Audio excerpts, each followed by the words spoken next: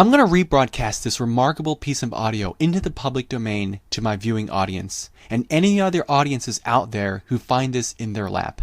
It's an audio piece taken from a courtroom in Australia. If you're completely new to this, then I can assure you that you may not know what's actually taking place. For the people that know about this subject matter, this audio piece restores confidence that awareness about this matter is making itself very well known. Listen to this gentleman's words very carefully. I can't express this enough. Listen to the words he's using to the judge. It is a chess game, and each take turns with very specific rules and terminology. The language spoken is at the utmost importance. If you don't know what language to use, you'll often find yourself in a horrible checkmate with the court. At the end of this audio, I will guide you to the sources who are a wealth of information about this subject. They have helped me understand this material so much better, and I can't thank these individuals enough. They are some of the biggest names in this field who are well known and well respected for their knowledge and research.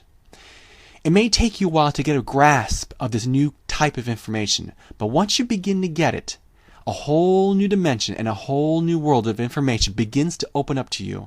And you'll see and feel firsthand why this is so important to many of us, because it impacts everyone and everyone you've ever known. Master Squires to you, sir. And may I address I'd like to address the clerk of the court before you go anywhere. You don't have the right to address the Don't have the right, do I? You appear today charged with some offences. What do you wish to do about that? I'd like to, first of all, I'd like to submit my person into the court. I surrender the citizenship into the court. I'd secondly like to notify the magistrate that I stand on the sea with a first birth certificate, and I'd also like to stand on the land with a second birth certificate. Hence, I like to make point to the Crown on the bottom here. So now that I've surrendered my citizenship to the court, I'd like to advise you that you may be walking into a trust, days on tort. I can also bring a tort of defamation on this court. I'd also like to make the court aware that there is a commercial lien against this magistrate's court. Your name may not be on it, sir. A commercial lien. Right? I have 6 magistrates on this lien. Before you address this court, sir, you have something to address before you. You have no right to be where you are. Right? I'd like some ID, sir. I have my own birth certificate to be on the land. I have my own birth certificate to be on the sea. I surrender my citizenship to the court. Now I ask you, before you start this case, where's your ID, sir? There's no bail, Your Honour. Or are you, Your Honour? Where is your ID, sir? Your court was asked for ID in March. It is now November. Are you able to provide me with ID to give you authority to sit on that bench? Are said to have occurred in October. Why are we talking about March, Mr. Speaker? A different case, sir. Let's not worry about different cases. Well, no, let's worry about what this says here, right here, Your Honour. This here, this which asks your magistrate's court for the legitimacy to be here. Is this a bail was granted over the bail? Excuse me? I was told in the court hearing last time when I was arrested no bail would be set, and I was asked to leave through the front door. And now you're telling me bail is set. I was also told in the last hearing that I was supposed to be here at 2 o'clock. I come in this morning at 9:30 to submit paperwork to be told I'm here at 10 o'clock. Are you trying to withhold me from this court because of this paperwork, sir? Mr. Spires, be pleased to make you wait till 2. We'll do that. Thank you. Oh, so now we're going to excuse the matter. Well, you haven't even addressed this yet. How can you enter this court? Are you complaining that we're dealing with you now rather than 2 o'clock? No, I'm complaining that you have no ID and no right to be where you're sitting. And I would like you to prove me with ID to show me that you have the lawful right to be where you're sitting before you even progress any further. You have a motion before this court. It's been before this court since March, and I will not stand down over this. You have a legal and lawful obligation to rebut these claims. These claims went to your Chief Magistrate in March. Your failure to do so gives you no right to even open your mouth right now. Right? The clerk of the court can address this. You have no right to be there. Right? With this, I will now assign this over to the police prosecutor as trustee of this person. You still have this to address. Your legitimacy to be where you are. Are you willing to come up to me with a writ of commission, an oath, a bond? Who did you sign oath to? Queen Elizabeth II? Are you in usury of my services? Are you the usufructuary? Are you doing a trustees on tort here? It's a very simple thing. You ask me for ID. You ask me for ID. Before you go any further, bring out your ID, sir. Where is your oath? Where is your bond? Do you have a right to be behind that bench, sir? And I am very serious here, sir. Do you have a right to be behind that bench right now? Are you a loyal Crown subject? Are you a loyal subject to Her Majesty the Queen? Who do you serve? What master do you serve? What Crown coat of arms do you sit under? Mr. Spires, are you defending? I enter no plea yet, and you have no right to enter this case until you prove me with ID. How dare you even step into this matter and ask me where I stand when you have no standing yourself, Your Honour? Well, I shouldn't even be calling you Your Honour because you don't have that right. I would like to see the paperwork first. Where is your ID? Right, we get back to this 60-page document served to your Chief Magistrate asking you for this fact back in March. Right, and I do this for everybody in this room because if you have no right to be there, you have no right to try any of these people. Right? That's what this is. I stand on the land, juste jure et solum natural. I stand on the land, not on the sea. Right? You can take your Roman Curia. Crown will treat your cases as being defended. No, you will not. How dare you enter? How dare you enter a plea? How dare you enter anything in this case until you prove the ID? Do not carry on. Do not carry on. 2014 at 10 a.m. for the contest mentioned.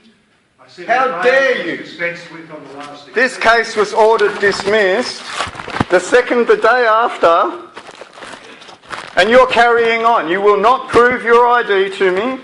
You will not do anything of the sort, yet you will carry on. 6th of January 2014. Enjoy it, because I won't be there, sir. You have no right to be behind the bench. When am I going to get your ID, sir?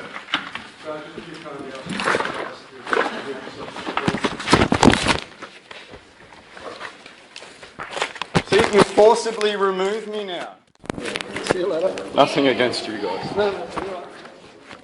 Why was this man so demanding on getting the judge to show him his identification? And why did the judge refuse to present this man with ID to prove his lawfulness to sit on the bench? There is a reason behind this that most of us are completely unaware about. Why did this man strictly declare and clearly emphasize to the court and to the judge that he stands on the land and not on the sea? And even furthermore, why in God's green earth would he nor anyone want to surrender their own citizenship to the court in the first place? If you're completely new to this, then it may not make sense at first. This man asked the judge, is he a loyal subject to the crown? The awful truth is, he is. This is the part where we begin to separate the intrepid from the nothing to see here, business as usual crowd. The fact is, this man is exposing the truth about the court system and how they run get away with, and pull the wool over our eyes. You are meant to be free on this planet and not to be bonded, trapped, and enslaved into something you had no say over. This also has a lot to do with your birth certificate and how that one piece of documentation has bonded you into an empire unbeknownst to you and your parents' awareness. Before our birth into this world, others that were here before us had plans for us, and they intend to keep these plans as the status quo and to remain unchallenged. I want to point out with great emphasis that sooner or later your research will lead you down to the road to the city of London, which is also known as the Crown. Then, oddly, the road will swing to the city of Vatican of all places. Vatican and the Roman Catholic Church, as much as it's counterintuitive to hear this, has something dark to do with the totality of all of this and how we're stuck here today. We all know deep inside us that something is not right in which the way the world is being run.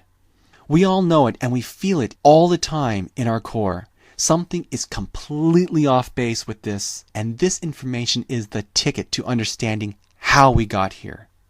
To learn this information in greater detail, I will point you to some people who I found to be quite remarkable in this area, who I'm sure put in countless hours and have sacrificed a lot just to share with the world what they have learned in order to free us all. Their links and information will be provided in the description box below. I'm going to highlight 4 individuals quickly and share with you the rest. Jordan Maxwell is the origin for my awareness into this subject. I found out about Admiralty law through him and the realization about our own birth certificates.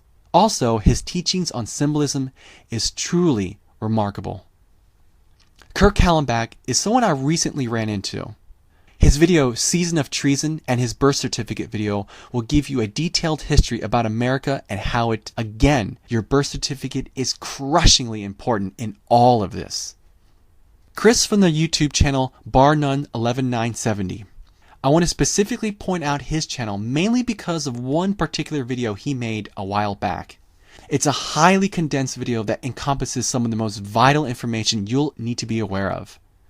In my mind, it is one of the best videos on the net when first getting started. No other person has impressed me more than the heart of Santos Bonacci. This man has brought more light into this subject matter than one could possibly imagine, in my opinion. If you ever needed an education lesson on this stuff, then this man is well worth listening to. His teaching ability and his ability to connect the dots are truly remarkable. The rest? Dean Clifford, Kate Renee from Kate of Gaia, Dave from the YouTube channel Sensei Dave 8, Maxwell Egan, and Bill Donahue. If you knew any more, then please list them below in the comment section. All of these people who I mentioned have an alive spiritual side to them, and that's why I feel so personally drawn to these courageous individuals. All of us live in unprecedented times of historical changes to our own awareness. I feel strongly that it is our duty in all of us to help free our fellow man and woman from whatever source is trying to hold us back from reaching our fullest God-given potential. If this video has helped you in any way, then please share it with others you care about. Take care. Namaste. Seize the day, grab it now folks, do everything you can, every single thing that you can. Be proud of your actions to expose all corruption, all suffering, all evil, and remember that we've done this before. You'll be proud one day to wake up and to the knowledge that you were once, hundreds of years ago fighting against these entities. For instance, we've got examples of the Bogomils, the Waldenses, the Cathars, the Albigenses, the Socinians. All of these groups were awakened in the Middle Ages, and they tried to build communities to get away from this horrible, horrible empire of control and overlords, constant overlords, demanding taxes, demanding blood and sweat. It's over. These families, I don't know where they come from. Well, I've got ideas, there's They've come through portholes and they've infested this beautiful planet Earth, and they're a parasite. And we are the true ones. We are the sons of God. We are children of light. We were produced by light. We will return to the light. We serve the light. We serve truth. And we live and die for truth. Never be afraid that you've done something for the truth and you're ridiculed or mocked or hurt because of it.